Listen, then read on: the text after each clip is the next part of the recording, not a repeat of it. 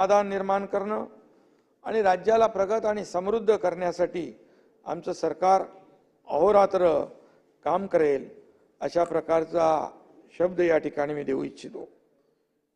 हिवाळी अधिवेशनामध्ये विरोधी पक्ष गारटलेला दिसला, कारण अंबादासजी जनतेच्या प्रेमाची ऊब आम्हाला मिळाली, महायुतीला मिळाली। वास्तविक पाहता एवढ्या दारुण पराभवानंतर विरोधी पक्षाच्या कार्यपद्धतीमध्ये बदल होईल, वागणुकीत बदल होईल असं वाटलं होतं, परंतु दुर्दैवाने तसं काय घडलं नाही, घडत नाही। पुन्हा तेच आरोप, तेच पायऱ्या, आणि त्यामुळे सभापती महोदय एक मी शेर आठवला म्हणून सांगतो, तूफानों में कश्तियां और घमंड में बड़ी बड़ी हस्तियां डूब जाती है। घमंड में बड़ी बड़ी हस्तियां डूब जाती है। अंबादास आपण व्यक्तिशः काय घेऊ नका, कारण मी और मस्तियां खत्म हो जाती है। हे या विधानसभेच्या निकालावरून स्पष्ट झालेलं आहे। कारण जेवढं या निवडणुकीमध्ये यश महायुतीला मिळालं, हे खरं म्हणजे आपल्याही सदस्यांनी बोलताना मागच्या चर्चेत सांगितलं की अनपेक्षित यश या ठिकाणी मिळालं। आम्हालाही माहित नव्हतं एवढं मिळेल म्हणून। म्हणजे हे यश जनतेने दिलंय, लाडक्या बहिणींनी दिलंय, लाडक्या भावांनी दिलंय, लाडक्या शेतकऱ्यांनी दिलंय, सगळ्यांनी दिलंय।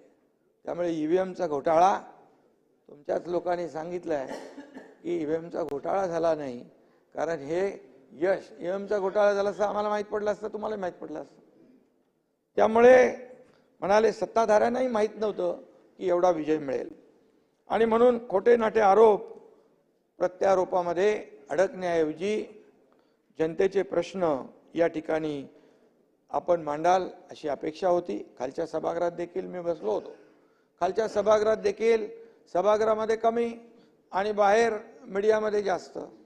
म्हणजे काय म्हणतो त्यांना, आपल्या सभागृहामध्ये आपल्या या अधिवेशनामध्ये आपल्या मतदारसंघाचे प्रश्न असतात, राज्यातले प्रश्न असतात, ते सोडवण्याची संधी असते, त्याला वाचा फोडण्याची संधी असते, परंतु पायऱ्यांवर आणि फक्त मीडियाच्या माईकवर त्यांनी बोलण्यामध्ये धन्यता मांडली।